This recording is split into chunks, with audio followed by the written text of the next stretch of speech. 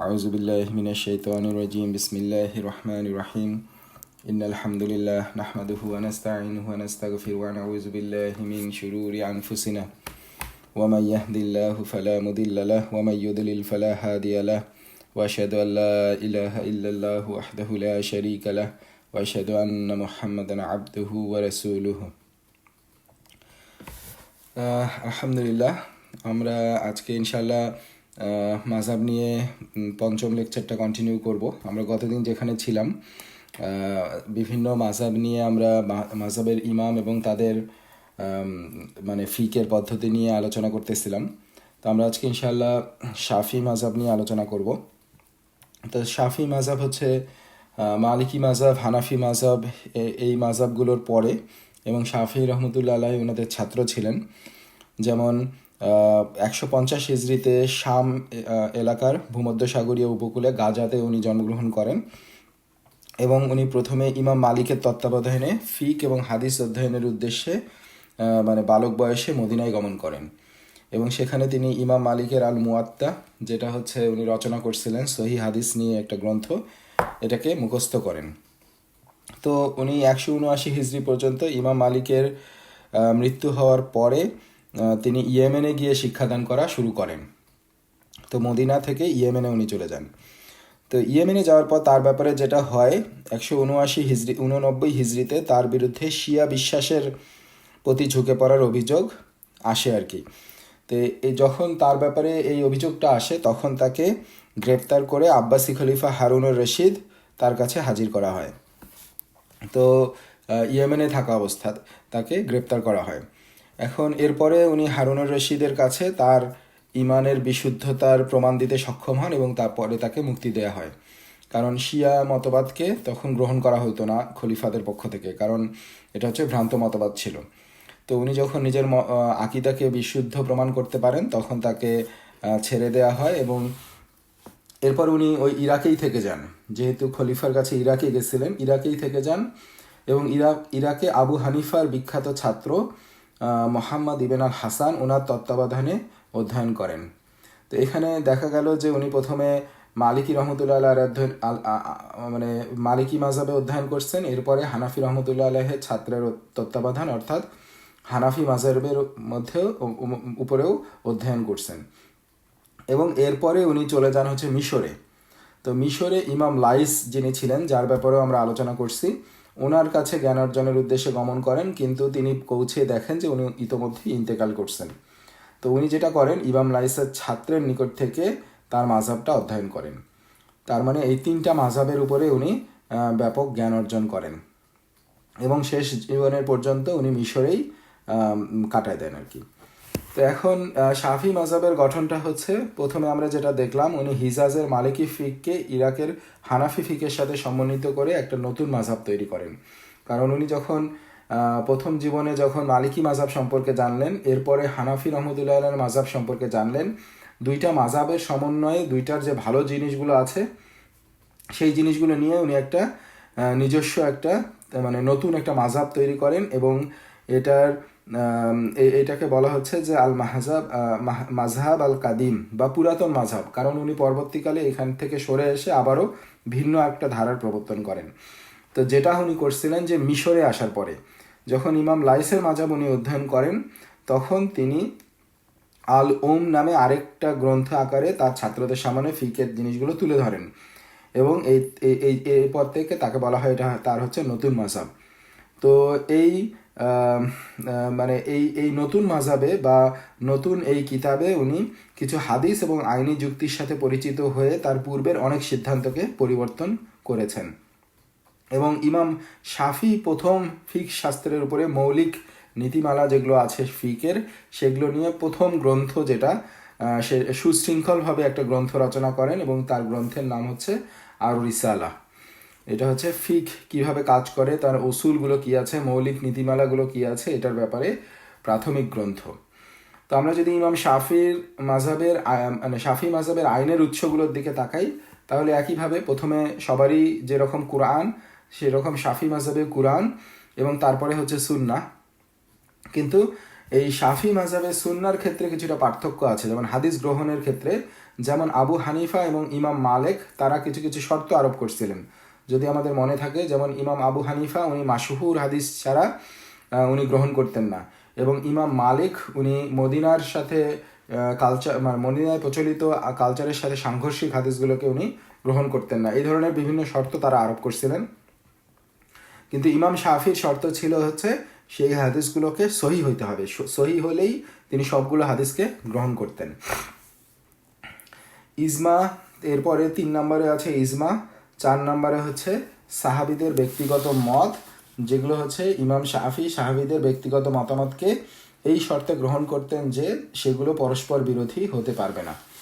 এরপর 5 নম্বরে হচ্ছে কিয়াস, উনি কিয়াসকে ব্যক্তিগত মতকে তিনি সাহাবিদের মতের চেয়ে সবসময় কম গুরুত্ব দিতেন এবং সাহাবাদের মতকে উনি বেশি প্রাধান্য দিতেন, এবং এই হিসেবেই উনি কিয়াস করতেন। এরপর 6 নম্বরে আছে ইস্তিসহাব। তো এখানে যেটা দেখা গেল যে আবু হানিফা রহমতুল্লাহ হানাফি ফিকের যে ইস্তেহসান এবং মালিকি ফিকের যে ইস্তেসলাহ, এই দুইটা নীতি নিয়ে আমরা মানে অল্প পরিসরে কিছুটা আলোচনা করছিলাম। ইমাম শাফি রহমতুল্লাহ উনি এই দুইটা নীতিকেই প্রত্যাখ্যান করেন, কারণ ওনার মতে হচ্ছে এই দুইটা নীতি বিদাতকে প্রশ্রয় দেয় এবং এইসব ক্ষেত্রে মানবীয় বুদ্ধিমত্তার প্রয়োগ দেখানো হয়, যেখানে মানে ওহির আইন বিদ্যমান তারপরেও বুদ্ধি খাটানো হয়। এই জন্য উনি এগুলোকে প্রত্যাখ্যান করছেন। উনি আরেকটা নীতি অবলম্বন করছেন, সেটাকে বলা হয় ইস্তিসহাব। তো এই নীতিটার ভিত্তি হলো যে যখন যে কোনো বিশেষ পরিস্থিতিতে প্রযোজ্য আইন ততক্ষণ বহাল থাকবে যতক্ষণ না নিশ্চিতভাবে অবস্থার পরিবর্তন ঘটে। যেমন দেখা গেল কোনো ব্যক্তি দীর্ঘদিন ধরে অনুপস্থিত, এখন তার কি আমরা মানে তার ক্ষেত্রে আমরা কি কি হিসেবে তার পরবর্তী মানে অনুপস্থিতির কারণে সে কি আসলে জীবিত নাকি মৃত, কি হিসেবে আমরা নিয়মগুলো, কারণ সে জীবিত বা মৃত হওয়ার উপর ডিপেন্ড করে তার সম্পদ বন্টনের ব্যাপারগুলো আসে, তারপরে বিভিন্ন বিষয় এখানে চলে আসে। এই জন্য ইমাম শাফির মানে শাফি মাযহাবের মত হচ্ছে যে কেউ কোনো ব্যক্তি দীর্ঘ অনুপস্থিতির কারণে তার জীবিত বা মৃত নিয়ে যদি সন্দেহ সৃষ্টি হয়, তাহলে এই ইস্তিসহাব নীতি অনুযায়ী যেটা হচ্ছে নিশ্চিত সেইটার উপরে মানে নির্ভর করে ফতোয়াটা ডিরাইভ করতে হবে, ফিককে ডিরাইভ করতে হবে। তাহলে নিশ্চিত কি? নিশ্চিত হচ্ছে যে সে জীবিত ছিল, এটা হচ্ছে নিশ্চিত না সে মৃত, সেই জন্য সে জীবিত আছে ধরেই এই জিনিসটাকে সামনে আগায় নিয়ে যেতে হবে। সো এইভাবে ফিকটাকে ডিরাইভ করতে হবে। এটা হচ্ছে ইস্তিসহাব, যেটা শাফি মাযহাবে গ্রহণ করা হয়। তো এই হচ্ছে মোটামুটি শাফি মাযহাবের ব্যাকগ্রাউন্ড এবং তার আইনের উৎস হিসেবে শাফি মাযহাব যেটা মানে যে ওয়েটা ফলো করে। এবং শাফি মাযহাবের অনুসারীরা এখন বেশিরভাগ বাস করে হচ্ছে মিশর, দক্ষিণ আরব, Sri Lanka, Indonesia, Malaysia, Kenya, Tanzania এবং দক্ষিণ আমেরিকার সুরিনাম, সেই সব জায়গায় শাফি মাযহাবকে ফলো করা হয়। তো আমরা শাফি মাযহাব সম্পর্কে এখানে রাখি। আমরা নেক্সট চলে যাই হচ্ছে হাম্বলি মাযহাবে, এবং আমরা হাম্বলি মাযহাব দিয়ে ইনশাআল্লাহ এই ইমাম এবং মাযহাবের আলোচনাটা এখানে রাখবো। তো আমরা হাম্বলি মাযহাব হচ্ছে 4টা যে প্রসিদ্ধ মাযহাব এখন প্রচলিত তার একটা, এবং এর মানে প্রধান ব্যক্তিত্ব হচ্ছেন ইমাম আহমদ রহিমাহুল্লাহ। উনি হচ্ছেন 778 থেকে 885 সাল পর্যন্ত, 164 থেকে 241 হিজরি। তো উনি 161 হিজরিতে বাগদাদে জন্মগ্রহণ করেন, এবং উনি ছিলেন তার সময় শ্রেষ্ঠ হাদিস মুখস্থকারী ও বর্ণনাকারী। ইমাম আবু হানিফার বিখ্যাত ছাত্র আবু ইউসুফের অধীনে তিনি হাদিসশাস্ত্র অধ্যয়ন করেছেন। এছাড়া ইমাম শাফি নিজ তত্ত্বাবধানে ফিক ও হাদিসশাস্ত্র অধ্যয়ন করেছেন। তার মানে উনি দেখা যাচ্ছে যে হানাফি ফিকের উনি বিশেষজ্ঞ ছিলেন, বা হানাফি রহমতুল্লাহ আলাইয়ের ইমিডিয়েট ছাত্র যে আবু ইউসুফ তার অধীনে হাদিসশাস্ত্র অধ্যয়ন করছেন, এবং উনি শাফি রহমতুল্লাহ আলাইয়েরও ছাত্র ছিলেন। তার মানে হানাফি ফিক এবং শাফি ফিক সম্পর্কে উনি জ্ঞান অর্জন করেন। তো ওনার ক্ষেত্রে যেটা সবচেয়ে বেশি প্রসিদ্ধ ব্যাপার আছে সেটা হচ্ছে যে উনি মুতাজিলি যে মানে আকিদা আছে, যারা তার আকলকে প্রাধান্য দেয়, আমরা আকিদার এটা আলোচনা করছিলাম যে তারা বুদ্ধি দিয়ে সব কিছু করে এবং আকলকেই ওহির থেকেও বেশি প্রাধান্য দিয়ে ফেলে। তো এই ধরনের এই ভ্রান্ত আকিদার কারণে ইমাম আহমদকে মানে অনেক বেশি মানে মানে নির্মম নির্যাতন সহ্য করতে হয়, কারণ উনি এই আকিদার এগেইনস্টে ফাইট করতেছিলেন।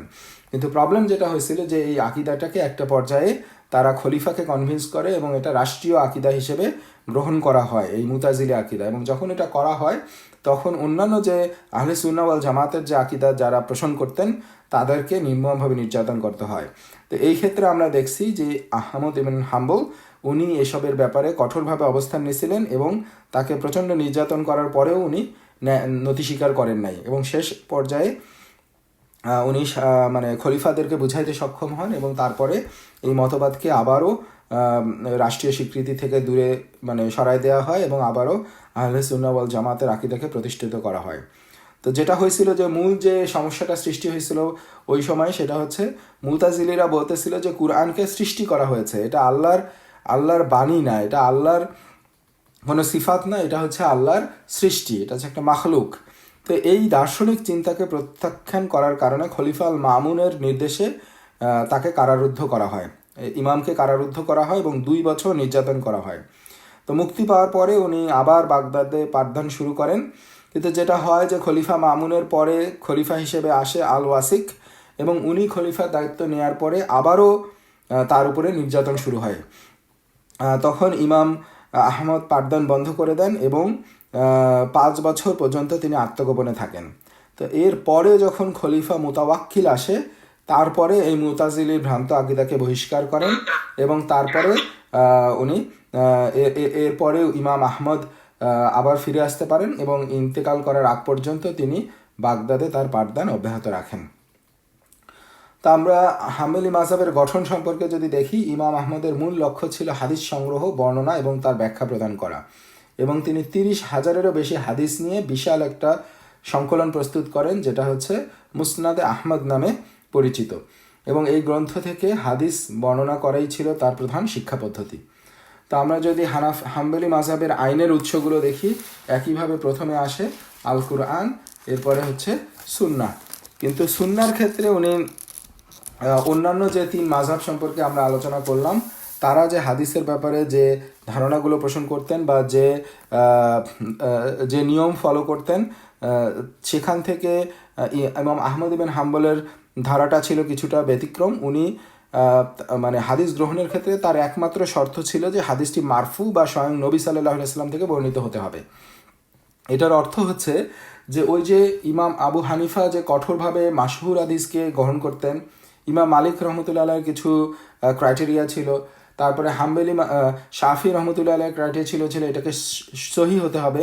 কিন্তু হাম্বলি রহমতুল্লাহ আলাই বা হাম্বলি মাযহাবে যেটা বলে এটা শুধুমাত্র নবী সাল্লাল্লাহু আলাইহি সাল্লাম থেকে আসছে এটা প্রমাণিত হলেই হবে, এটা শুধুমাত্র মানে এটা মানে জাল হাদিস না হলেই হবে। তো এরপরে আমরা সাহাবীদের ইজমা, তো এখানে আরেকটু ব্যতিক্রম আছে সাহাবাদের ইজমার ক্ষেত্রেও হাম্বলি মাযহাবে যেটা বলা হয়, হানাফি রহমতুল্লাহ আলাইহের বক্তব্য হচ্ছে যে সাহাবীদের যুগের পরে আর কখনো ইজমা হয় নাই। তো সাহাবীদের যুগের পরে যেহেতু সব আলেম ওলামারা বিভিন্ন জায়গায় ছড়ায় পড়ছেন, সো এরপরের কোনো ইজমা হয়েছে বলে যেগুলো প্রচলিত সেগুলোকে মানে হাম্বলি মাযহাবে সেটাকে গ্রহণ করা হয় না। সাহাবীদের ব্যক্তিগত মত এবং এক্ষেত্রেও ইমাম আহমদ সাহাবীদের ভিন্ন ভিন্ন মত থাকলেও সেসব প্রত্যেকটা মতকে উনি গুরুত্ব দিতেন এবং এই প্রত্যেকটা মতের ভিত্তিতে বিভিন্ন সমস্যার সমাধান করা হতো। 5 নম্বর হচ্ছে দুর্বল হাদিস, যেটা হচ্ছে ওই সুন্নাহর সাথে সংশ্লিষ্ট।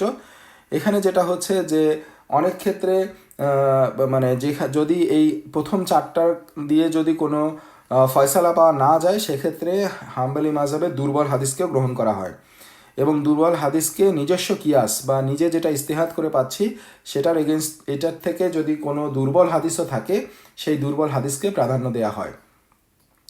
কিন্তু দুর্বল হাদিস মানে এই না যে এটা কোনো পাপাচারী ফাসিক কোনো ব্যক্তি থেকে আসছে বা কোনো মিথ্যুকের থেকে আসছে, এটা দুর্বল হচ্ছে অন্যান্য কারণে দুর্বলতা যেটা হচ্ছে গ্রহণযোগ্য পর্যায়ে থাকে। তো এটা একটু ব্যতিক্রম যেখানে হাম্বলি মাযহাবে দুর্বল হাদিসকে গ্রহণ করা হয়। কিয়াস, তো এই উপরের উল্লেখিত মূলনীতির কোনোটাই যদি প্রয়োগ করা সম্ভব না হয় তাহলে ইমাম আহমদ অনিচ্ছা সত্ত্বেও কিয়াসের নীতি প্রয়োগ করতেন। তো এই হচ্ছে মোটা দাগে হাম্বলি মাযহাবের আইনের উৎস। তো তো হাম্বলি মাযহাবের অনুসারীরা এখন কোথায় আছে? তারা ফিলিস্তিন, সৌদি আরব এইসব জায়গায় হাম্বলি মাযহাব প্রচলিত আছে। তো মুসলিম বিশ্বের মোটামুটি প্রায় সম্পূর্ণ বিলুপ্ত হয়ে গেলেও সৌদি আরবে এই মাযহাবটি বেশ প্রভাব বিস্তার করে আছে, এবং এটার কারণটা হচ্ছে মোহাম্মদ ইবনে আব্দুল ওয়াহাব, যিনি মানে সৌদি আরবের মানে এই সংস্কারবাদী আন্দোলন সৌদ ফ্যামিলির সাথে মিলে যে সংস্কারবাদী আন্দোলন করছিলেন, সেই আন্দোলনের প্রতিষ্ঠাতা আর কি মোহাম্মদ ইবনে আব্দুল ওয়াহাব, উনি হাম্বলি মাযহাবের বিশেষজ্ঞ ছিলেন। তাদের তত্ত্বাবধানে তিনি পড়াশোনা করছেন, এবং এই জন্যই অঘোষিতভাবে হলেও এই আন্দোলনের মাযহাবটা হয় হচ্ছে হাম্বলি মাযহাবের প্রেক্ষিতে। এবং তারপরে যখন সাউদ ফ্যামিলি যখন এই সৌদি আরবের ক্ষমতা নেয়, তখন আসলে এই হাম্বলি মাযহাবকেই রাষ্ট্রীয় আইনের ভিত্তিতে পরিণত করা হয়। তার মানে সৌদি আরবে এখন হাম্বলি মাযহাবকে ফলো করা হয়। তো এটাই হচ্ছে হাম্বলি মাযহাব সম্পর্কে সংক্ষিপ্ত আলোচনা। তো আমরা ইনশাল্লাহ এরপরে আমরা যে বইটা ফলো করতেছি, এখানে জাহিরি মাযহাব, তারপরে জারিরি মাযহাব, এই নামেও আরও 2টা মাযহাব ব্যাখ্যা করা হয়েছে। আমরা মানে আলোচনাটা দীর্ঘায়িত না করার জন্য আমরা এই 2টা মাযহাব নিয়ে আর আলোচনা করতেছি না, আমরা ইনশাল্লাহ নিজেরা দেখে নিতে পারি।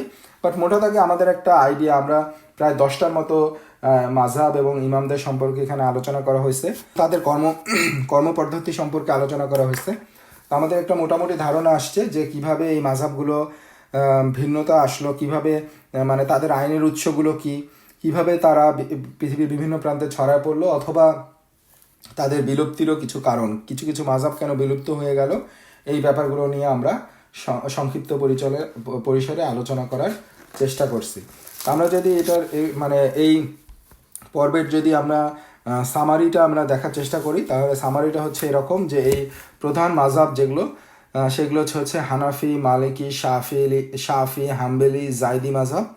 এবং এই মাযহাবগুলো টিকে থাকা বা এগুলো বিস্তৃতি লাভ করার মানে প্রধান কারণটা হচ্ছে রাষ্ট্রীয় পৃষ্ঠপোষকতা।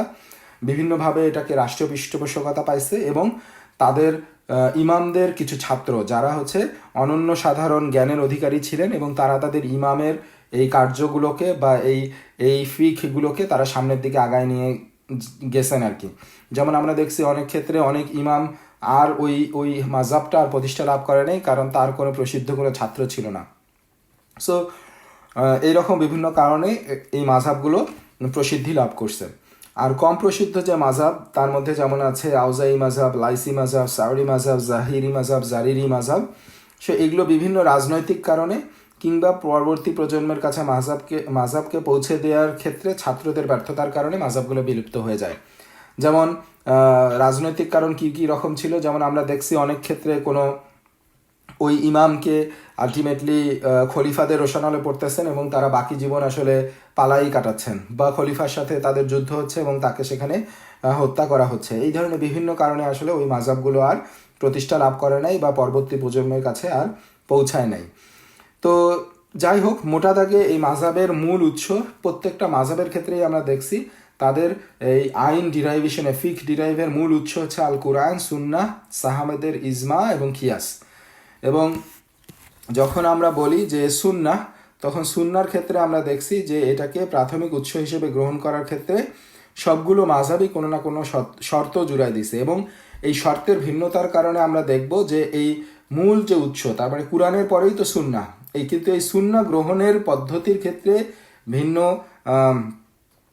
মানে শর্ত থাকার কারণে এটার মধ্যে ভিন্নতা আসছে। তো এই ভিন্নতাগুলো কীরকম ছিল, যেমন হানাফি মাযহাবের ক্ষেত্রে ভিন্নতা হচ্ছে যে হানাফি মাযহাবের শর্ত ছিল যে হাদিসটাকে ব্যাপকভাবে পরিচিত হতে হবে, অর্থাৎ মাশহুর হাদিস হইতে হবে। আবার মালিকি মাযহাবের শর্ত হচ্ছে যে হাদিসটা মদিনাবাসীর ইজমার সাথে সাংঘর্ষিক হতে পারবে না। তারপরে শাফি মাযহাবের ক্ষেত্রে আমরা দেখছি যে হাদিসটাকে সহি হইতে হবে, কিন্তু উপরের 2টা শর্ত না থাকলেও সমস্যা নাই, কিন্তু হাদিসটাকে সহি হইতে হবে। আবার হাম্বলি মাযহাবের ক্ষেত্রে একমাত্র শর্ত হচ্ছে হাদিসটা নবী পাক সাল্লাল্লাহু আলাইহি ওয়াসাল্লাম পর্যন্ত পৌঁছাইতে হবে। এটা জাল হতে পারবে না, কিন্তু হাদিসটা অনেক ক্ষেত্রে দুর্বল হলেও সেটাকে গ্রহণ করা হয়। তার মানে যখন এই ভিন্নভাবে হাদিসকে গ্রহণ করা হচ্ছে, তার মানে কিছু ফিকের ক্ষেত্রে আমরা দেখব যে এই ভিন্নতার কারণে তাদের রুলের ক্ষেত্রে ফাইনাল যে ডিসিশনটা আসবে, ফতোয়াটা আসবে, সেটার ক্ষেত্রে ভিন্নতা চলে আসতে পারে। এটা খুবই স্বাভাবিক। আমরা এই ভিন্নতার কারণে যে রুলিংটা ডিফারেন্ট হবে এটা খুবই সহজেই বুঝতে পারি। এখন কথা হচ্ছে যে এই শর্তগুলো কেন ভিন্ন ভিন্ন হয়েছিল এইটা সম্পর্কেও আমরা আলোচনা করছি, যে কেন এই মাযহাবের এই শর্তগুলোকে বিভিন্ন ইমাম বিভিন্নভাবে এই শর্ত আরোপগুলো করছিলেন। তো ইসলামী আইনের বিতর্কিত কিছু উৎস আছে, যেমন বিভিন্ন মাযহাবে, যেমন আমরা দেখছি যে হানাফি মাযহাবের সমর্থিত ইহতেসান এবং ইস্তেহসান এবং বিশেষজ্ঞদের ইজমা, মালিকি মাযহাবের ক্ষেত্রে আমরা ইস্তিসলাহ এবং মদিনাবাসীর ইজমা এবং তাদের প্রথাগুলোকে প্রাধান্য দেয়া, এটার ব্যাপারে আমাদের বিতর্ক আছে, অন্যান্য ইমামদের বিতর্ক আছে। তারপরে হানাফি এবং মালিকি মাযহাবে সমর্থিত উর্ফ বা যে প্রচলিত যে প্রথা সেটাকে তারা যেভাবে গ্রহণ করছে সেটার ব্যাপারে বিতর্ক আছে। হাম্বলি মাযহাবের ক্ষেত্রে বিতর্ক হচ্ছে তারা দুর্বল হাদিসকে সমর্থন করছে। এরপর জাইদি মাযহাবের ক্ষেত্রে বিতর্ক হচ্ছে তারা চতুর্থ খলিফা আলী রাদিয়াল্লাহু তাআলার বক্তব্য এবং সিদ্ধান্তগুলোকে যেভাবে ইনক্লুড করছে, যেটাকে যেভাবে প্রাধান্য দিয়েছে জাইদি মাযহাবে, এই ক্ষেত্রেও অন্যান্য মাযহাবের সাথে এই মাযহাবের কিছু বিতর্ক আছে। তো যাই হোক, আমরা এই পর্বের আলোচনাটা এখানেই রাখি, বাট আমরা এর পরের অধ্যায়ে চলে যাই। এর পরের অধ্যায়ে যেটা আলোচনা করা হচ্ছে যে এই যে মতপার্থক্যগুলো আমরা দেখলাম, এর নেপথ্যের কারণগুলো আসলে কি ছিল। আমরা অলরেডি কিছুটা আলোচনা করছি, বাট আমরা আরেকটু সামারাইজ করার চেষ্টা করি, আরেকটু বোঝার চেষ্টা করি, এবং আমরা এটার ক্ষেত্রে আমরা অ্যাপ্রিসিয়েট করতে পারবো যে আলটিমেটলি এই পার্থক্য হওয়াটাই স্বাভাবিক ছিল। এবং ইমামরা হচ্ছে তারা নিজের ক্ষেত্রে তারা যে প্রেক্ষাপটে, যে রাজনৈতিক প্রেক্ষাপটে, যে মানে ভৌগোলিক প্রেক্ষাপটে এবং যে কালচারাল প্রেক্ষাপটে ওনারা আসছিলেন, সেইখানে তাদের কর্মপদ্ধতিটা তাদের ক্ষেত্রে খাস ছিল এবং সেটাই বেস্ট ছিল। এবং তারা সর্বোচ্চ চেষ্টা করছেন প্রত্যেক ইমামই তারা কুরআন এবং সুন্নাহর আলোকে তাদের ফিকহগুলোকে ডিরাইভ করার ক্ষেত্রে।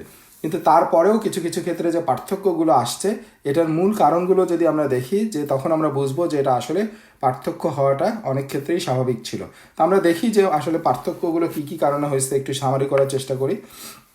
এখানে 4টা ভাগে পার্থক্যগুলোকে দেখানো হচ্ছে। একটা হচ্ছে যে শব্দের ব্যাখ্যা ও ব্যাকরণগত বিশ্লেষণ, আরেকটা হচ্ছে হাদিসের বর্ণনা, 3 নাম্বার হচ্ছে কিছু নীতিমালার ক্ষেত্রে যেমন ইজমা, মদিনাবাসীর প্রথা, ইস্তেহসান এবং সাহাবাদের মতামত, এবং 4 নাম্বার হচ্ছে কিয়াসের পদ্ধতি। এইসব বিভিন্ন কারণে আলটিমেটলি এই পার্থক্যগুলো আসছে। যেমন আমরা যদি শব্দার্থের ক্ষেত্রে যাই, তাহলে শব্দার্থের ক্ষেত্রে যেটা আমরা দেখব যে কুরআনের কিছু কিছু শব্দ আছে যে শব্দগুলোর একাধিক আক্ষরিক অর্থ থাকতে পারে। তো এখন কোনো হাদিস বা সাহাবার সহি বক্তব্যের মধ্যে দিয়ে যদি ওই ব্যাপারগুলো যদি ক্লিয়ার না হয় যে ওই ওয়ার্ডটা দিয়ে আসলে কি অর্থ প্রকাশ করছে, তাহলে আলটিমেটলি ফিকের ক্ষেত্রে বিভিন্ন মানে ফয়সালা চলে আসতে পারে। সো একটা অর্থের একাধিক অর্থ থাকা, এই ক্ষেত্রে এক ইমাম হয়তো এক অর্থ নিছে, আরেক ইমাম আরেক অর্থ নিছে।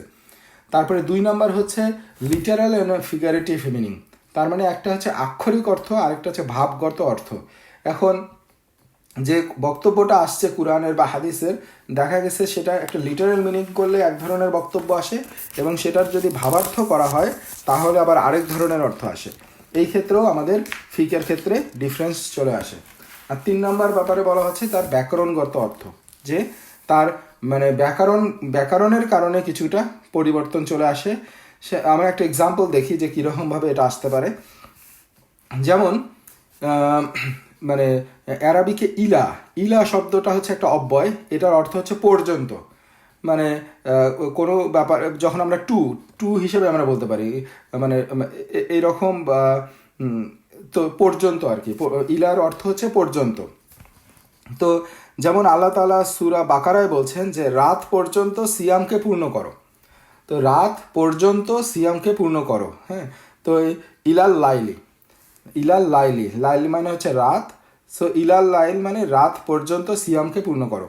এখন কথা হচ্ছে যে এইখান দিয়ে আমরা কি জানি, এইখানে মানে হচ্ছে যে আল্লাহ তাআলা যদিও বলছে রাত পর্যন্ত, তার মানে রাতটা আসলে ইনক্লুডেড না। আমরা মাগরিব পর্যন্ত যখনই রাত শুরু হয়ে যায় তখনই আমরা ওই পর্যন্ত আসলে হচ্ছে সিয়ামের সময়, এবং এরপরে আমরা রাতটাও আসলে রোজা রাখি না। তার মানে রাত পর্যন্ত এখানে অর্থ হচ্ছে যে রাতে শুরু পর্যন্ত, মাগরিব পর্যন্ত। আবার আল্লাহ তাআলা সূরা মারিয়ামে বলছে, আর আমি অধিবাসীদেরকে পিপাসার্ত পশুর মতো জাহান্নামের দিকে হাঁকিয়ে নিয়ে যাব। এখানে বলতেছে ইলাল জাহান্নাম, তার মানে জাহান্নাম পর্যন্ত। কিন্তু এখানে অর্থ হচ্ছে যে জাহান্নামটা ইনক্লুডেড, অর্থাৎ জাহান্নাম পর্যন্ত মানে জাহান্নামের শুরু পর্যন্ত না, জাহান্নামের ভিতরে। তার মানে যখন প্রথমটাতে ছিল রাত পর্যন্ত, তার মানে রাতের মধ্যে না, রাত ইনক্লুড না, রাতের শুরু পর্যন্ত। কিন্তু এইখানে আবার এটার মিনিং ব্যাকরণগত কারণে এটার মিনিংটা হচ্ছে জাহান্নামের ভিতর পর্যন্ত। তো যাই হোক, এখানে আমরা ওই একই অব্যয় ইলা, বাট এটার দুইটা আমার প্রয়োগ দেখলাম। এখন প্রবলেমটা হচ্ছে যে একই জিনিস আমরা দেখি উজুর ক্ষেত্রে বলা হচ্ছে যে তোমাদের মুখমণ্ডল ও কোনোই পর্যন্ত হাত ধোবে। এখন ইমামদের মধ্যে বা যারা ফিক ডিরাইভ করে তাদের মধ্যে এখন কোশ্চেন হচ্ছে যে এখানে কুনুই পর্যন্ত, এখন এটা কি কুনুইয়ের শুরু পর্যন্ত নাকি কুনুইটা ইনক্লুডেড? কারণ ইলা শব্দটা আল্লাহ তাআলা ওই ক্ষেত্রে যখন সিয়ামের কথা বলছেন তখন বলছেন রাতের শুরু পর্যন্ত, বাট যখন জাহান্নামের পর্যন্ত বলছেন তখন জাহান্নামের ভিতর পর্যন্ত। এখন তাহলে এই কুনুই পর্যন্ত হাত ধুইতে হবে, এটা কি কুনুই শুরু হওয়া পর্যন্ত নাকি কুনুইটা ইনক্লুডেড, কুনুইটা সহ ধুইতে হবে? সে এইখানে ব্যাকরণগত কিছু পার্থক্য চলে আসছে। যেমন ইমাম আবু হানিফার ছাত্র জুফার, ইমাম দাউদ জাহিরি এবং ইমাম মালিকের কয়েকজন ছাত্রের ব্যাখ্যা অনুযায়ী এটা হচ্ছে যে কুনুই পর্যন্ত, কিন্তু কুনুই সহ না, কুনুই পর্যন্ত ধুইলেই হবে, কুনুই সহ ধুইতে হবে না। আবার অন্যদিকে 4 ইমামের মত হচ্ছে যে না, এটা হচ্ছে কুনুই সহ ধুইতে হবে, কুনুইটাও এর মধ্যে ইনক্লুডেড। তো এই ক্ষেত্রে আমরা দেখলাম এই ব্যাকরণগত কারণে কিছু পার্থক্য চলে আসছে। কিন্তু পরবর্তীতে আবার যখন একটা হাদিস চলে আসছে এই ব্যাপারে, যেমন হচ্ছে নুয়াইম ইবনে আবদুল্লাহ আল মুজমির বলেন যে আমি আবু হুরায়রাকে উযু করতে দেখেছি, তিনি তার মুখমণ্ডল পূর্ণভাবে ধুতেন, তারপর তিনি তার বাহুর উপরের দিকের কিছু অংশ সহকারে ডান বাহু ধুয়ে বললেন আমি আল্লাহ রাসূলকে এভাবে উযু করতে দেখেছি। তো এখন এরকম যখন কোনো সহি হাদিস চলে আসবে, তার মানে তখন আর ওই কনফিউশন হলেও সেটাকে থেকে সরে এসে এখান থেকে বোঝা যাচ্ছে যে কোনোই সহ ধুইতে হবে। তখন তারা ওই মত থেকে যারা কোনোই পর্যন্ত ছিল তারা তাদের মত পরিবর্তন করে কোনোই সহতে চলে আসে। কিন্তু যদি এরকম হাদিস তাদের কাছে না পৌঁছায় ক্লিয়ার, তাহলে এই ব্যাকরণগত অর্থগত পার্থক্যের কারণে তাদের মতের মধ্যেও কিছু পার্থক্য চলে আসাটা স্বাভাবিক। তো আমরা এখন 2 নাম্বার যে পার্থক্যের কারণ যেটা আমরা উল্লেখ করলাম, হাদিসের বর্ণনা। এক্ষেত্রে যদি আমরা দেখি তাহলে হাদিস প্রাপ্তির সহজতা। এখন দেখা যাচ্ছে যে মূলত 2টা কারণে বেশ কিছু হাদিস অনেক বিশেষজ্ঞ আলেমের কাছে পৌঁছায় নাই। যেমন তার একটা কারণ হচ্ছে হাদিস বর্ণনাকারী সাহাবিগণ প্রথম দিকে ছিলেন মদিনার মধ্যে কেন্দ্রীভূত ছিলেন, আবার পরবর্তী পর্যায়ে আমরা দেখছি যে তারা ইসলামী সাম্রাজ্যের বিভিন্ন অঞ্চলে ছড়ায় পড়ছিলেন। সব সাহাবা যেহেতু সব হাদিস জানতেন না, তাহলে আলটিমেটলি যে হাদিসগুলো কোনো কোনো সাহাবার কাছে ছিল তারা অন্য জায়গায় ছড়ায় পড়ার কারণে আলটিমেটলি সেই হাদিসগুলো সবার কাছে ওই সময়ে পৌঁছায় নাই। তো এই কারণে তাদের মধ্যে তাদের মতের ক্ষেত্রে ভিন্নতা চলে আসছে। আবার আরেকটা জিনিস যেটা হচ্ছে যে হাদিস সংকলন এবং হাদিস সংকলনের ইতিহাস যদি আমরা দেখি এবং সহি হাদিসগুলোকে জাল এবং জয়ীফ হাদিস থেকে বের করে নিয়ে আসার যে পদ্ধতির মানে স্টাবলিশমেন্ট বা এই পদ্ধতি লিপিবদ্ধ হওয়া এবং হাদিসগুলোকে মানে ছেঁচে আলাদা করে ফেলার, মানে বিশুদ্ধ হাদিসগুলোকে আলাদা করে ফেলার যে কাজটা, এইটার আগেই ইমামরা আসছিলেন। এর মানে এই না যে হাদিসগুলো পরে লিপিবদ্ধ হয়েছে, হাদিসও তার আগেই লিপিবদ্ধ হয়েছে, ইমামদের সময় লিপিবদ্ধ হয়েছে। আমরা যেটা দেখলাম যে ইমাম মালিক উনি নিজেই আল মুআত্তা রচনা করছেন, ইমাম আহমদ ইবনে হাম্বলের মুসনাদে আহমদ তিনি রচনা করছেন। সো তাদের সময়ও হাদিসের রচনা চলছে। কিন্তু আমরা যদি দেখি যে এই হাদিসগুলোকে, সহি হাদিসগুলোকে জয়ীফ এবং জাল থেকে পৃথক করার যে কর্মপদ্ধতি এবং ক্লিয়ার যে মানে মানে এই এই এই ভাগগুলো করাটা এবং এই সংকলনগুলো আসা, এগুলো আসছে হচ্ছে ইমামদের পরে। তার মানে ইমামদের ওই সময়টাতে তাদের হাদিসগুলোর মধ্যে তারা যে হাদিসগুলোর সাথে ছিলেন পাইছিলেন, তার মধ্যে অনেক জাল এবং জয়ীফ হাদিসও ছিল, বাট ইমামরা তাদের জ্ঞানের মধ্য দিয়ে এই হাদিসগুলো থেকে সহি হাদিসগুলোকে বের করে নিয়ে এসে তারা সেগুলোর উপরেই রুলিং ডিরাইভ করছিলেন। কিন্তু অনেক ক্ষেত্রে সেগুলোর ক্ষেত্রে কিছুটা মতপার্থক্য থাকার কারণে বা এই সায়েন্সটাকে অত ওয়েল অর্গানাইজডভাবে, যেমন আমরা এখন সহি হাদিস কোনটা বলি যে সবচেয়ে বিশুদ্ধ হাদিস হচ্ছে সহিউল বুখারি, তারপরে হচ্ছে মুসলিম। তো এই জিনিসগুলো আসছে ইমাম আহমদ ইবনে হাম্বলেরও পরে। তারা হচ্ছে ইমাম আহমদ ইবনে হাম্বলের ছাত্র ছিলেন তারা। সো আলটিমেটলি এই কারণেও দেখা গেছে যে হাদিসের ক্ষেত্রে এই পার্থক্যগুলো তাদের মধ্যে চলে আসছে। তো সিদ্ধান্ত গ্রহণের ক্ষেত্রে মানে প্রাসঙ্গিক হাদিস এবং যথাযথ এবং সহি হাদিস না পাওয়ার কারণে তাদের আলিমদের মধ্যে মতপার্থক্য তৈরি হয়েছে। যেমন আমরা যদি একটা উদাহরণের ক্ষেত্রে আসি, যেমন বৃষ্টির সালা, যেটা হচ্ছে ইস্তিসকাহ বলা হয়, এই বৃষ্টির সালাতের প্রসঙ্গে ইমাম আবু হানিফা রহমতুল্লাহ আলাইহির সিদ্ধান্ত ছিল যে এটা জামাতবদ্ধভাবে সালাত আদায় করার প্রয়োজন নাই, যেটা হচ্ছে বৃষ্টির সালা, বৃষ্টির জন্য বৃষ্টি না হলে যেটা সালা আদায় করা হয়। এখন তার মতের ভিত্তিটা ছিল আনাস ইবনে মালিকের বর্ণিত একটা হাদিস, যেখানে বলা হয়েছে নবী সাল্লাল্লাহু আলাইহি ওয়াসাল্লাম কোনো এক ঘটনায় সালাত আদায় না করেই বৃষ্টির জন্য দোয়া করেছিলেন। কিন্তু তারই ছাত্র অর্থাৎ ইমাম আবু হানিফা রহমতুল্লাহ আলাইহির ছাত্র আবু ইউসুফ এবং মুহাম্মদ এবং অন্যান্য প্রায় সকল ইমাম এই ব্যাপারে একমত যে ইস্তিসকার জন্য জামায়াতে সালাত আদায় করা সঠিক, এবং তাদের মতের ভিত্তি হচ্ছে আব্বাদ ইবনে তামিম এবং অন্যদের কাছ থেকে বর্ণিত একটা হাদিস, যেখানে বলা হয়েছে নবী সাল্লাল্লাহু আলাইহি ওয়াসাল্লাম সালাত আদায় স্থানে গিয়ে কিবলার দিকে মুখ ফিরিয়ে দোয়া করলেন, তারপর তার গায়ের জামাটি উল্টে পরিধান করলেন এবং অন্যদের সাথে নিয়ে জামাতের সাথে দুরাকাত সালাত আদায় করলেন, এবং সেটা ছিল ইস্তিসকার জন্য সালাত। এবং এই হাদিসটা আসছে সহিহুল মুসলিমে, সহি হাদিস। তার মানে যখন এই হাদিসটা চলে আসলো, যেই হাদিসটা আসলে ইমাম আবু হানিফার কাছে পৌঁছায় নাই, এবং এটার উপর ভিত্তি করে ইমাম আবু হানিফা রহমতুল্লাহ আল্লাহর কাছে যে হাদিস ছিল, সেই হাদিসের উপর ভিত্তি করে উনি ওনার মত দিছিলেন যে জামাতে বদ্ধভাবে এই সালাত আদায়ের প্রয়োজন নাই। কিন্তু পরে যখন একটা সহি হাদিস তার পরবর্তী ইমাম বা তার ছাত্রদের কাছে পৌঁছালো, তখন তারা ইমামের ওই মত থেকে নিজেরা ফিরে আসলেন এবং তারা বললেন যে ইস্তিসকার সালাত জামাতের সাথে আদায় করা হচ্ছে সঠিক, কারণ এটা নবী পাক সাল্লাল্লাহু আলাইহি ওয়াসাল্লামের কাছ থেকে বর্ণিত সহি হাদিসের থেকে আমরা পাইলাম। সো তার মানে আমরা দেখা যাচ্ছে যে সহি হাদিসের প্রাপ্যতা এবং মানে এই সব কারণেও আসলে ইমামদের মধ্যে মতের পার্থক্য হচ্ছে। হাদিসের দুর্বল বর্ণনা, এখন এটা তো হচ্ছে যে সহি হাদিস প্রাপ্তির ব্যাপারে, আবার হাদিসের দুর্বল বর্ণনার ক্ষেত্রেও কিছু ডিফারেন্স চলে আসছে। যেমন আমরা যদি দেখি যে ইমাম আবু হানিফা, তার ছাত্র ইমাম আহমদ ইবনে হাম্বল, তারা মত দিছিলেন হচ্ছে বমি করলে ওযু ভেঙে যাবে, এবং তারা ডিপেন্ড করছিলেন আয়েশা রাদিয়াল্লাহু তাআলা থেকে বর্ণিত একটা হাদিসের, যেখানে বলা হচ্ছে কোনো ব্যক্তি কাই, রোয়াফ এবং কালস, এগুলো হচ্ছে বমির বিভিন্ন ধরন, এগুলোতে যদি আক্রান্ত হয় তার উচিত কোনো কথা না বলে সালাত ছেড়ে দিয়ে ওযু করে সালাতের বাকি অংশ আদায় করা। তার মানে এইসবের কারণে ওযু নষ্ট হয়ে যাবে এবং সে আবারও ওযু করবে এবং সালাতের বাকি অংশ আদায় করবে। কিন্তু ইমাম শাফি আর মালিক মত দিয়েছেন যে এই কাই বা বমি ওযু ভঙ্গের কারণ নয়। এর সপক্ষে তারা দুইটা কারণ দেখাইছেন। একটা হচ্ছে যে প্রথমত যে হাদিসের উপর ভিত্তি করে ইমাম আবু হানিফা এবং তার ছাত্র এবং ইমাম ইবনে হাম্বল মত দিছিলেন এই হাদিসটা হচ্ছে সহি না, এবং দ্বিতীয় কারণ হচ্ছে ইসলামী আইনের অন্যান্য উৎসগুলো ক্ষেত্রে বমিকে ওযু ভাঙ্গার কারণ হিসেবে সুনির্দিষ্টভাবে উল্লেখ করা হয় নাই। তার মানে এখানে আমরা দেখতেছি যে হানাফি মাযহাবের ক্ষেত্রে ওযু করলে মানে বমি করলে ওযু নষ্ট হয়ে যাবে এই ব্যাপারে মত দেওয়া হয়েছে, কিন্তু ইমাম শাফি এবং মালিক অর্থাৎ শাফি এবং মালিকি মাযহাবে বলা হচ্ছে যে এটা ওযু ভঙ্গের কারণ না, কারণ যে হাদিসের প্রেক্ষাপট উপর ভিত্তি করে এই বর্ণনাটা আসছে সেটা হচ্ছে আসলে সহিহ হাদিস না, এবং অন্যান্য কোনো উৎস থেকে এই কারণে যে ওযু ভাঙ্গে এটা বলা হয় নাই। সো এখানেও আমরা দেখতেছি যে হাদিসের দুর্বলতার কারণে, দুর্বল বর্ণনার কারণে আলটিমেটলি এই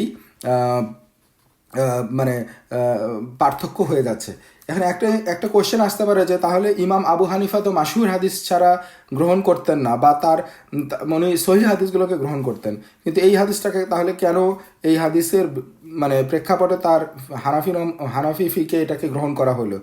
ওই যে এখন কোনো হাদিস যে সহি বা জয়ীফ এই এই এই এই এই এটার যে রুলিংগুলো এবং এটার যে একদম ক্লিয়ারলি এগুলোকে এক্সপ্লেন করে আলাদা করা, এই কাজগুলো তখনও চলতেছিল।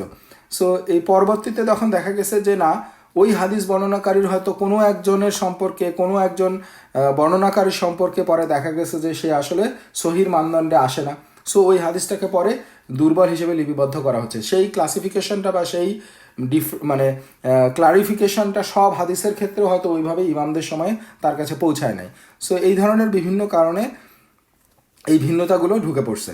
তো হাদিস গ্রহণের শর্তাবলী, যে আমরা কোন হাদিসগুলোকে কিভাবে গ্রহণ করব, যেটা আমরা অলরেডি আলোচনা করছিলাম যে এটা এক এক মাযহাবে হাদিসের শর্তগুলো এক এক রকম। যেমন হানাফি মাযহাবে সেটা মাশহুর হাদিস অর্থাৎ সুপরিচিত হাদিস হতে হবে, তারপরে মালিকি মাযহাবে সেটা মদিনার সাথে সাংঘর্ষিক হতে পারবে না, তারপরে ইমাম শাফির ক্ষেত্রে সেটা সহিহ হতে হবে, এবং ইমাম আহমদ ইবনে হাম্বলের ক্ষেত্রে সেটা মানে দুর্বল হলেও গ্রহণযোগ্য যদি সেটা আলটিমেটলি নবী পাক সাল্লাল্লাহু আলাইহি সাল্লাম থেকে বর্ণিত এটা কনফার্ম হয়। সো এই ধরনের বিভিন্ন শর্তের কারণেও ফিকের ক্ষেত্রে বিভিন্ন শর্ত চলে আসে। তারপরে আরেকটা এখানে 4 নম্বর পয়েন্ট উল্লেখ করা হচ্ছে হাদিসের ক্ষেত্রে, যে হাদিসের পরস্পর বিরোধী মাতান। তো পরস্পর বিরোধী মাতান মানে হচ্ছে যে এই বর্ণনা, মানে দুইটাই সহিহ হাদিস কিন্তু তার বক্তব্য, হ্যাঁ, এই যে হাদিসের যে বক্তব্য দেখা যাচ্ছে যে এটা একটা আরেকটার সাথে সাংঘর্ষিক মনে হচ্ছে। তো এই ক্ষেত্রে কি হবে, এই ক্ষেত্রে এক এক ইমাম এক একভাবে এটাকে ডিল করছেন, এবং এই জন্য মানে আইনজীবীরা এটাকে তারজিহ পদ্ধতি বেছে নিয়েছেন। তারজিহ পদ্ধতি হচ্ছে যে একটার উপরে আরেকটাকে প্রাধান্য দেয়া। আবার অনেকে যেটা করেন যে জামা করা, অর্থাৎ এটাকে সমন্বয় করার চেষ্টা করছেন, যে দুইটা হাদিসই হচ্ছে সহি, দুইটা হাদিসের উপরেই আমল করার জন্য দুইটাকে একত্রিতভাবে জামা করা। আমরা একটা এক্সাম্পল দিলে এটা ক্লিয়ার হবে। যেমন নবী পাক সাল্লাল্লাহু আলাইহি সাল্লামের হাদিস আসছে, বুখারী শরীফের হাদিস, ফরজ সালাতের পর সূর্যোদয় পর্যন্ত আর আসর সালাতের পর সূর্যাস্ত পর্যন্ত কোনো সালাহ নাই। তার মানে আমরা যেটা জানি যে ফজরের নামাজের পরে যখন সূর্যোদয় পর্যন্ত এবং আসর নামাজ পড়ে ফেললে মাগরিব পর্যন্ত সূর্যাস্ত পর্যন্ত আর কোনো সালাহ নাই। এটা সহিহ হাদিস, এটা বুখারীর হাদিস। এখন সমমানের কিছু সহিহ হাদিসে সময়ের কথা উল্লেখ না করে আবার কিছু কিছু জায়গায় সালাতের ব্যাপারে উৎসাহ দেওয়া হয়েছে। যেমন নবী পাক সাল্লাল্লাহু আলাইহি সাল্লামের বুখারী শরীফেরই আরেকটা হাদিস আছে, তোমাদের কেউ মসজিদে প্রবেশ করলে তার উচিত বসার আগে 2 রাকাত সালাত আদায় করা। তাহলে এখন দুইটা হাদিসের মাতানের মধ্যে কনফ্লিক্ট হয়ে গেল। এখন কোশ্চেন হচ্ছে, এক হাদিসে বলতেছে যে সূর্যোদয়ের আগ পর্যন্ত এবং আসর থেকে মাগরিব পর্যন্ত কোনো সালাহ নাই, আবার আরেক হাদিসে বলতেছে যে তোমরা মসজিদে প্রবেশ করে 2 রাকাত সালাত আদায় না করে বসো না, এটা অনুচিত। তাহলে এই ক্ষেত্রে আসলে আমি কোন কাজ করব? ফর এক্সাম্পল, আমি আসরের সালাতের পরে মসজিদের মধ্যে ঢুকছি, তাহলে আমি কি এখন প্রথম হাদিসের আলোকে কোনো নামাজ পড়বো না, নাকি দ্বিতীয় হাদিসের আলোকে? নবী পাক সাল্লাল্লাহু আলাইহি সাল্লাম তো এখানে বলেন নাই যে এটা ওই সূর্যাস্তের আগে আসরের পরেও, এই সব কোনো কিছু বলেন নাই, শুধুমাত্র সরাসরি এটা আদেশ করছেন বা উনি বলছেন যে মসজিদে প্রবেশ করলেই 2 রাকাত পড়বে। তাহলে আমি এখন কি করব? এই ক্ষেত্রে ইমাম আবু হানিফা রহমতুল্লাহ আলাইহি উনি তারজিহ পদ্ধতি বেছে নিছেন, অর্থাৎ প্রাধান্য দেওয়ার পদ্ধতি বেছে নিছেন, এবং উনি বলছেন প্রথম হাদিসটাই আমরা প্রাধান্য দিব, দ্বিতীয় হাদিসের উপরে আমল করব না। সেটা কি? এই যে ফজরের নামাজ থেকে সূর্যোদয় পর্যন্ত এবং আসরের সালাতের পর থেকে সূর্যাস্ত পর্যন্ত আমরা কোনো সালাত পড়ব না, এটা হচ্ছে নিষিদ্ধ সময়। অন্যদিকে ইমাম মালিক, ইমাম শাফি এবং ইমাম আহমদ এই দুইটা হাদিসকে জামা করছেন, যে দুইটাই সহি, দুইটার উপরেই আমরা আমল করব। কিভাবে? সেটা হচ্ছে যে আমরা ওই যে নিষিদ্ধ সময় আছে, এই সময় কোনো নফল সালাত আমরা পড়বো না, নফল সালাত পড়া জায়েজ নাই। কিন্তু যদি কেউ মসজিদে প্রবেশ করে বা কারো যদি সালাহ ইভেন যে মানে সুন্নাতে মুআক্কাদা বা মানে এই মসজিদে ঢুকার পরে যে সালা, এই সালাগুলোর যদি সময় হয়, বা ইভেন কোনো যদি ফরজ সালা কাজা হয়ে থাকে তো সেটা যদি পড়া প্রয়োজন হয়, এই সব ক্ষেত্রে আলটিমেটলি সে নিষিদ্ধ সময়েও সালাত আদায় করবে। এবং মসজিদে ঢুকার পরে এই সময়ে যদি সে ঢুকে, তারপরেও সে মসজিদে ঢুকে যে 2 রাকাত সালাত নবী পাক সাল্লাল্লাহু আলাইহি ওয়াসাল্লাম পড়তে বলছেন, এইটা তার এই হাদিসের আলোকে পড়বে, কিন্তু তারা নফল কোনো সালাহ এই সময়ে পড়বে না। এইভাবে তারা দুইটা হাদিসের উপরে জামা করছেন, মানে দুইটা হাদিসের উপরেই আমল করছেন।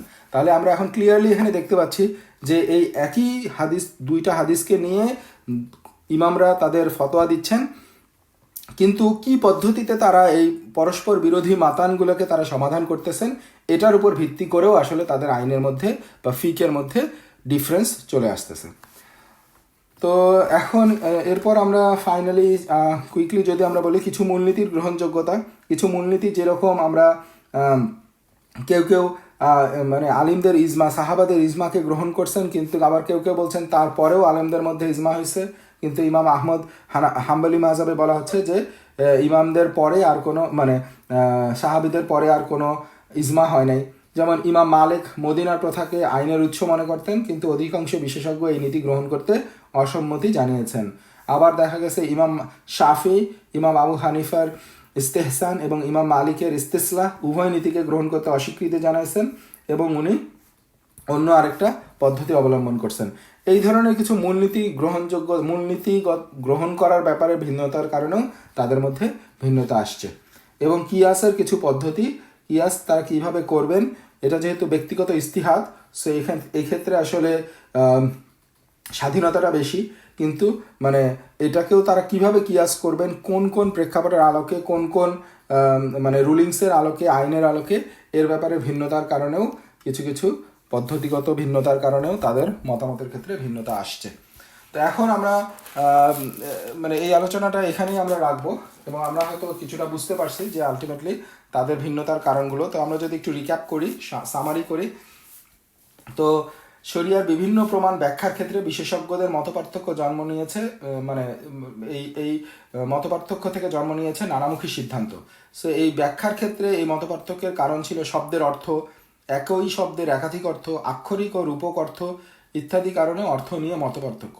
আবার ব্যাকরণগত বিশ্লেষণের ক্ষেত্রেও আমাদের পার্থক্যের কারণেও এই মতপার্থক্যগুলো আসছে। এরপরে হাদিসের ক্ষেত্রে আমরা যদি দেখি, হাদিস প্রাপ্তির সহজতা, নির্ভরযোগ্যতা, হাদিস গ্রহণের ক্ষেত্রে আরোপিত শর্ত, তারপরে মাতান বা বক্তব্যর বিরোধ নিরসনের জন্য যে পদ্ধতিগুলো অবলম্বন করা হয়েছে এগুলোর ভিন্নতা, এইসব বিভিন্ন কারণেও হাদিসের প্রয়োগের ক্ষেত্রেও বিভিন্ন মতপার্থক্য আছে। যদিও প্রত্যেকটা মাযহাবী কুরআনের পরে হাদিসকে প্রাধান্য দিচ্ছেন, কিন্তু হাদিস গ্রহণের ক্ষেত্রে, হাদিসের প্রাপ্তিতার ক্ষেত্রে, হাদিসের সহিনেসের ক্ষেত্রে, হাদিসের উপর আপতিত শর্তের ক্ষেত্রে, মাতান বা পরস্পর বিরোধী বক্তব্যের ক্ষেত্রে কি নিয়ম অ্যাপ্লাই করলাম, এগুলো বিভিন্ন কারণে এই রুলিংসগুলোর ক্ষেত্রে ভিন্নতা আসছে। তো এরপর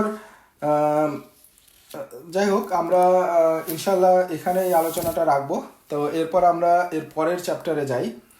এর পরের চ্যাপ্টারে যেটা বলা হচ্ছে যে পঞ্চম পর্যায় বা সুসংহতকরণ।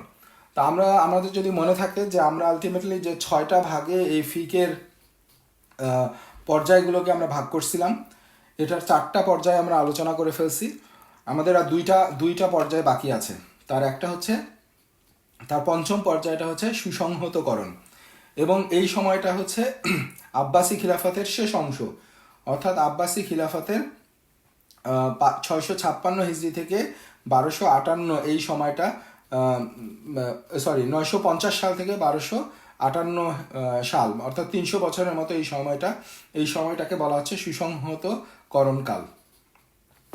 তো এখন আমরা যদি আগের ক্ষেত্রগুলোতে মনে থাকে যে এর আগের অধ্যায়টা ছিল হচ্ছে আব্বাসি খিলাফতের প্রথম 200 বছরের মতো সময়, তার মধ্যে প্রথম 100 বছরের মতো সময়টা ছিল ইমাম এবং তাদের ছাত্রদের যুগ, এবং তারপরের 100 বছরের সময়টা ছিল ছাত্রদের যুগ।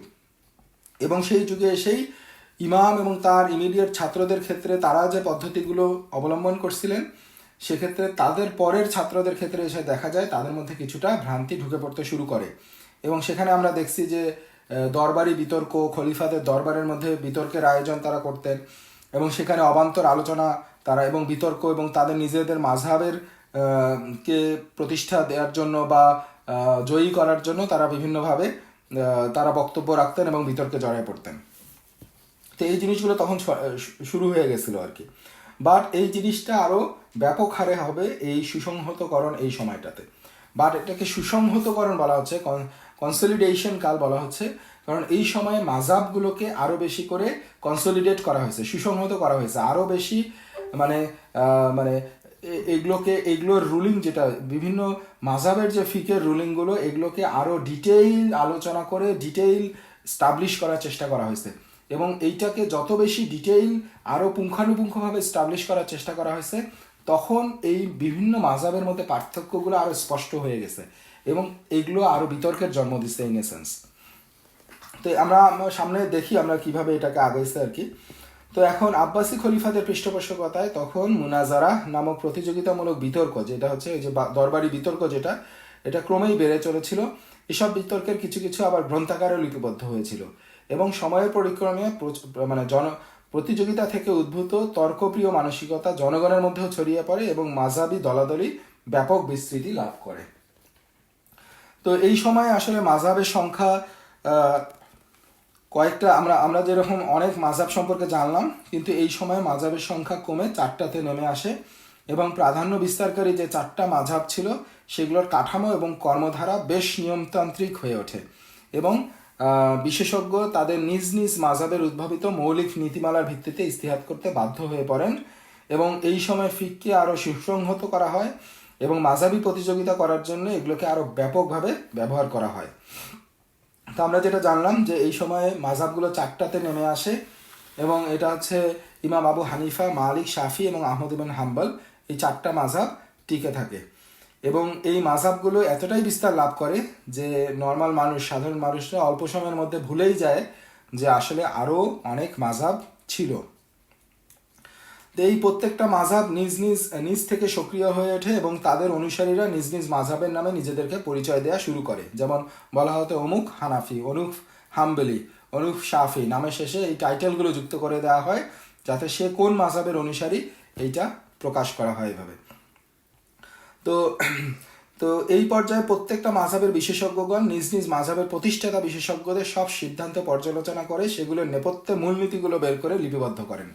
পূর্বের প্রাথমিক পর্যায়ে যেটা দেখা গেছিল যে মাযহাবের প্রতিষ্ঠাতা ইমামরা এবং তাদের ছাত্ররা যখনই কোনো সহিহ হাদিস পাইতেন বা সহিহ মত পাইতেন তারা নিজেদের মতকে পরিবর্তন করে সেখান থেকে ফিরে আসতেন।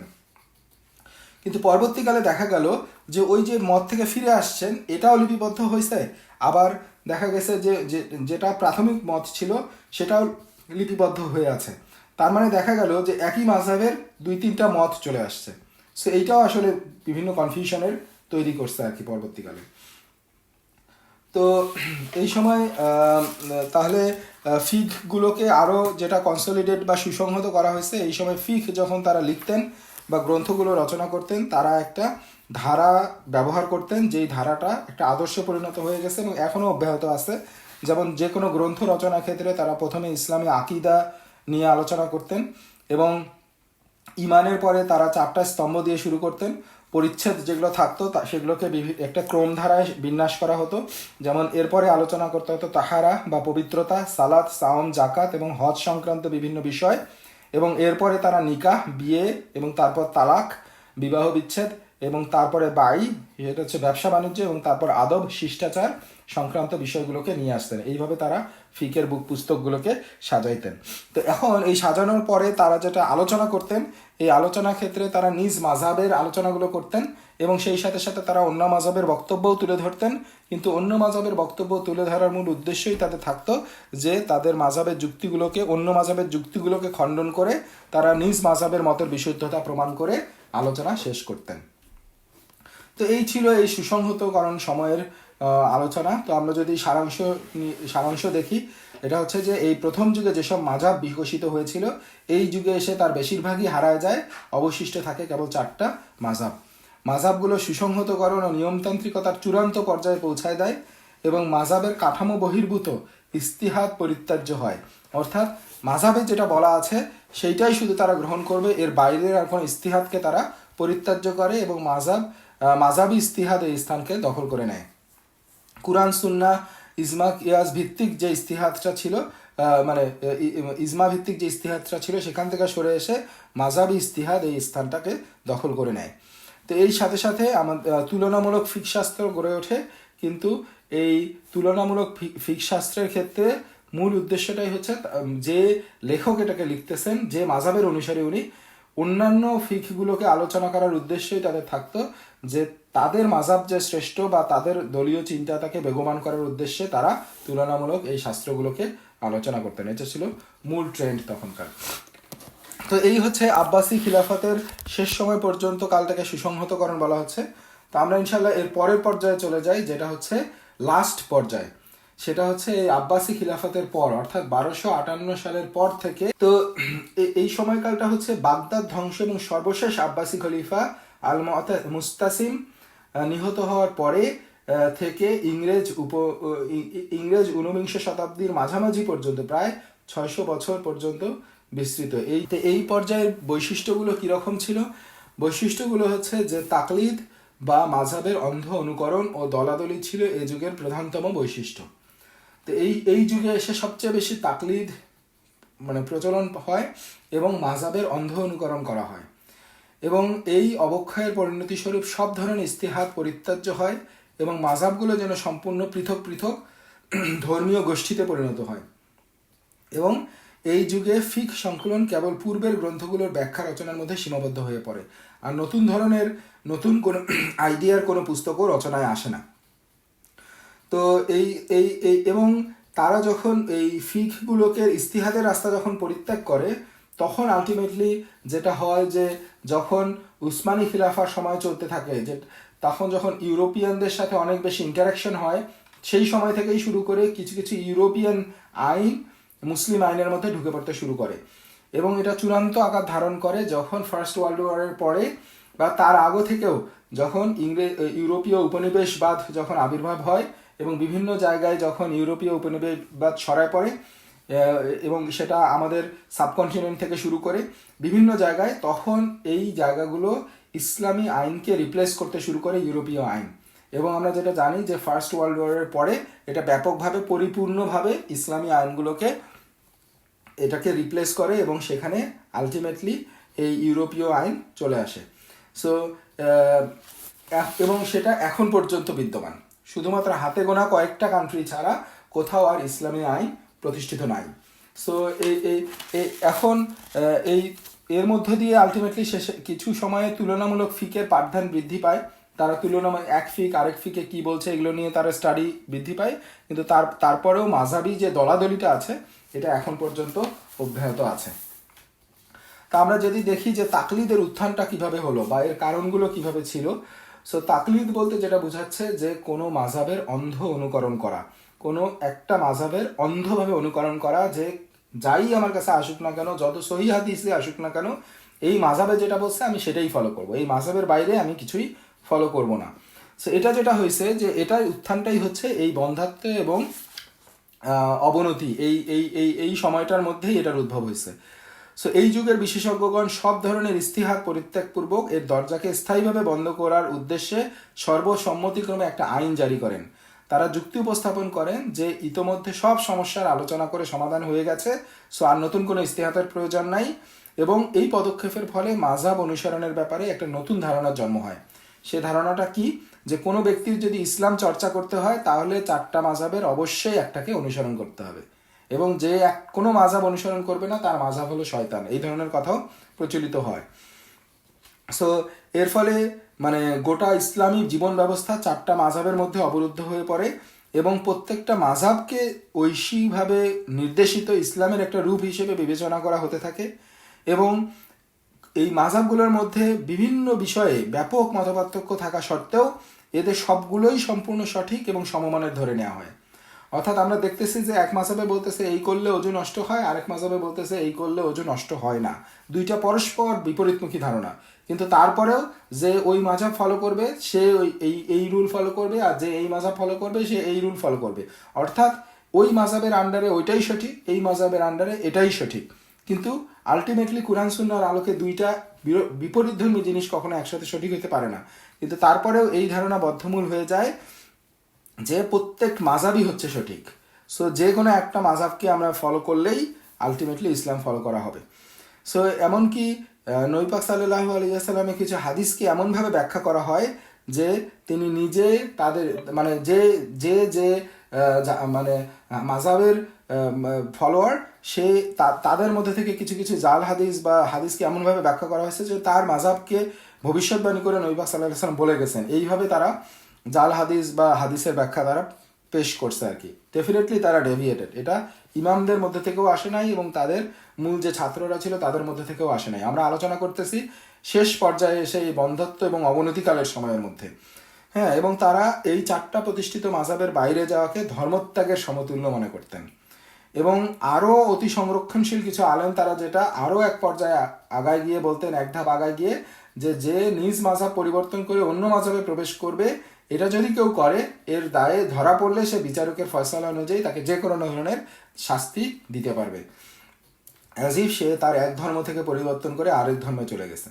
সো আমরা যদি আরেকটু ব্যাকগ্রাউন্ডে যাই, এটা কি শুধু তাত্ত্বিক এই আলোচনা বা ঝগড়ার মধ্যেই ছিল? না, এটা এতটা ভয়ঙ্কর অবস্থার মধ্যে গেছিল যে হানাফি আলেমগণ তারা হানাফি মাযহাবের অনুসারীদের শাফি মাযহাবের অনুসারীদের বিয়েকে নিষিদ্ধ ঘোষণা করছিলেন, যে এক মাযহাব হানাফি মাযহাবের কোনো ব্যক্তি শাফি মাযহাবের কোনো ব্যক্তিকে বিয়ে করতে পারবে না।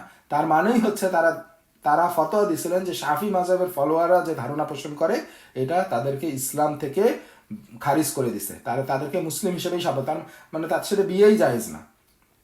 পরবর্তীকালে আবার কিছু কিছু তাদের মধ্যে ওলামা এসে বলছেন যে না, যেহেতু আহলে কিতাবদেরকে বিয়ে করা জায়েজ, যেটা হচ্ছে খ্রিস্টান এবং জিউস, তাদের মেয়েদেরকে বিয়ে করা জায়েজ, সেই হিসাবে ওই ফতোয়া অ্যাপ্লাই করে শাফিদেরকেও বিয়ে করা জায়েজ হবে। তার মানে তারা এইভাবে এই দৃষ্টিকোণ থেকে মাযহাবের গোড়ামি চলে গেছিল এবং তারা এত কঠোরতা আরোপ করছিলেন। এবং আমরা যদি আরও এক্সাম্পল দেখি যে সালাতের ক্ষেত্রেও এই গোড়ামি থেকে মুক্তি পায় নাই। সালাতের ক্ষেত্রেও আমরা দেখব যে বিভিন্ন মসজিদে বিভিন্ন মেহরাব ছিল যেখানে ইমাম দাঁড়াইতো, ওই একই মসজিদে কয়েকটা মেহরাব, কারণ এক ইমাম মাযহাবের ইমাম এক এক মেহরাব ইউজ করতেন।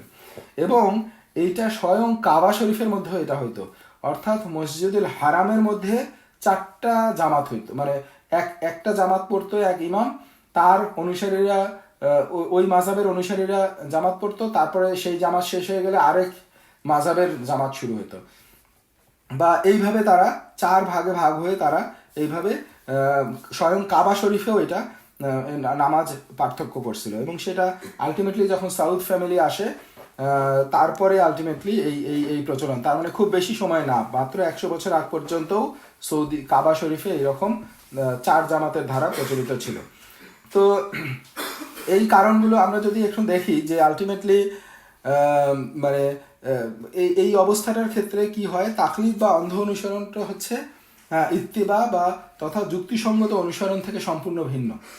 একটা হচ্ছে আমি অনুসরণ করব, এটা ইসলামে আমাদেরকে আলেমদেরকে অনুসরণ করতে বলা হয়েছে, ইমামদেরকে অনুসরণ করতে বলা হয়েছে, সাহাবীদেরকে অনুসরণ করতে বলা হয়েছে। কিন্তু এই তাকলিদ বা অন্ধ অনুসরণ, যুক্তিসঙ্গত অনুসরণ, এই দুইটার মধ্যে পার্থক্য আছে, আমাদেরকে পার্থক্য করতে হবে। কারণ অনেক সময় অনেকে আবার বলে বসে যে তাহলে সে ইমাম মানে না, কোনো মাযহাব মানে না। না, এইটা না। একটা হচ্ছে অন্ধ অনুকরণ, আরেকটা হচ্ছে যুক্তিসঙ্গত অনুসরণ, দুইটার মধ্যে পার্থক্য আছে। সো আমাদের পূর্বসূরীদের সিদ্ধান্তগুলো মেনে চলার নীতি হচ্ছে অত্যন্ত স্বাভাবিক একটা নীতি। আমাদেরকে আমাদের পূর্বসূরি যারা আছে, যারা ইমাম আছে, তাদের যে সিদ্ধান্ত সেগুলোকে আমাদের মেনে চলতে হবে, সেগুলোকে অনুসরণ করতে হবে।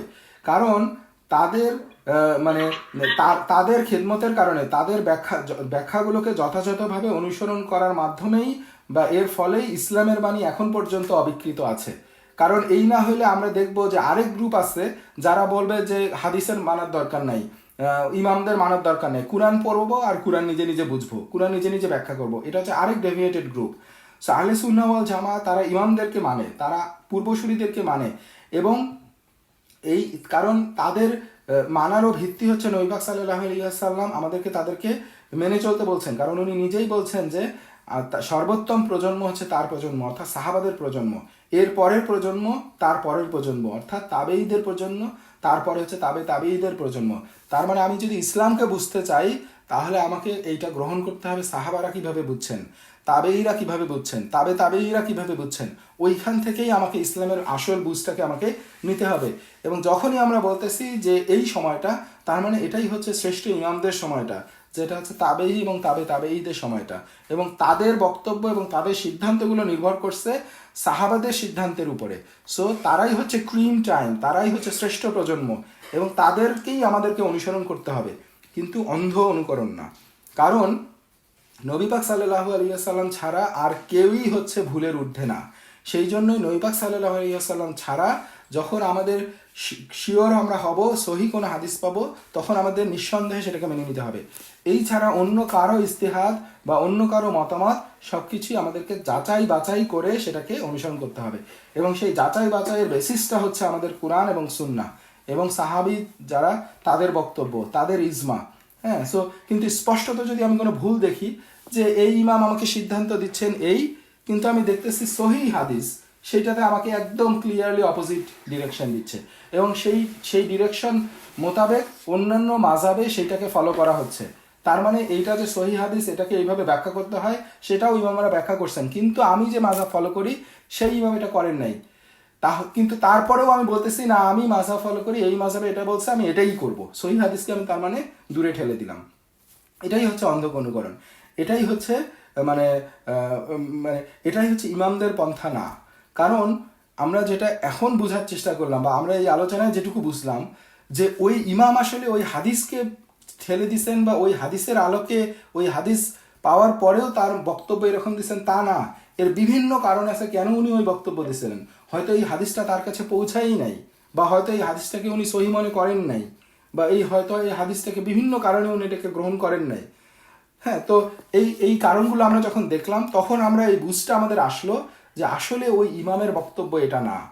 এবং আমরা যখন এই এক্সাম্পলগুলো দেখছি, বা সামনে আরও দেখব, যে কোনো ইমামের কাছে কোনো যখন সহি হাদিস আসতো, কীভাবে উনি তার মতটাকে পরিবর্তন করে ফেলতেন।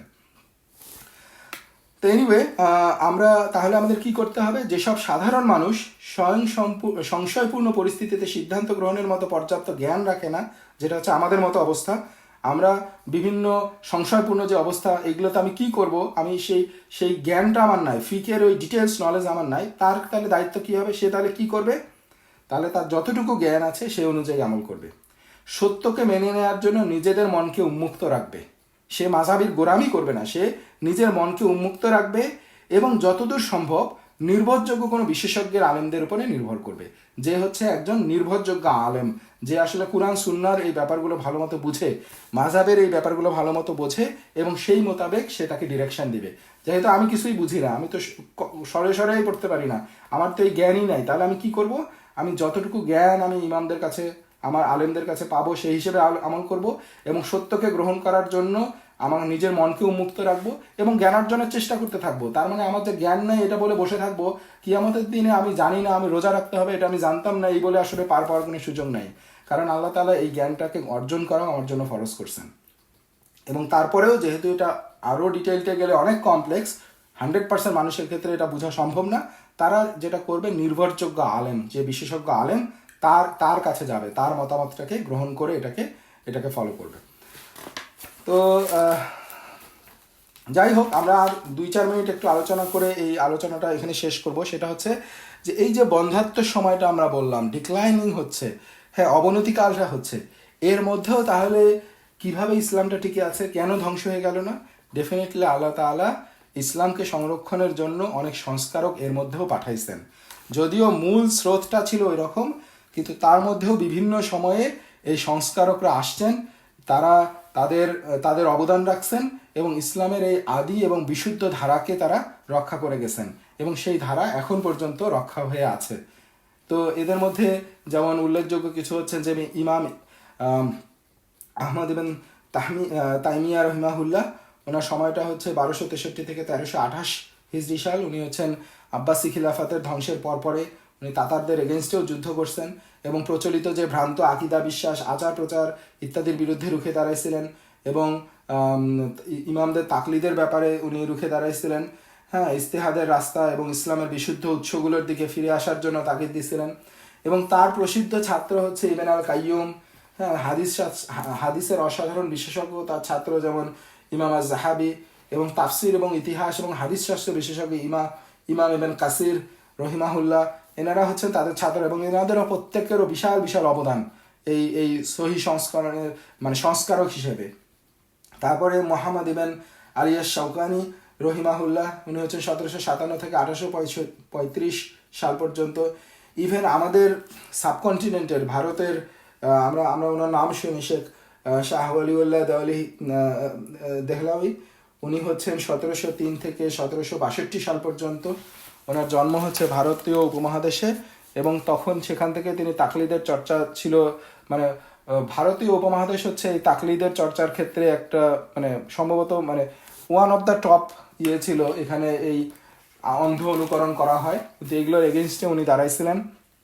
উনি মাঝহাবের পরিপন্থী ছিলেন, মাঝহাবের বিরুদ্ধাচারণ করে নাই, কিন্তু মাঝহাবের ব্যাপারে যে তাকলিদগুলো প্রচলিত ছিল, এই ব্যাপারগুলোতে উনার অবদানগুলো রাখছেন, এটার ব্যাপারে সহি পথে ফিরে আসার জন্য।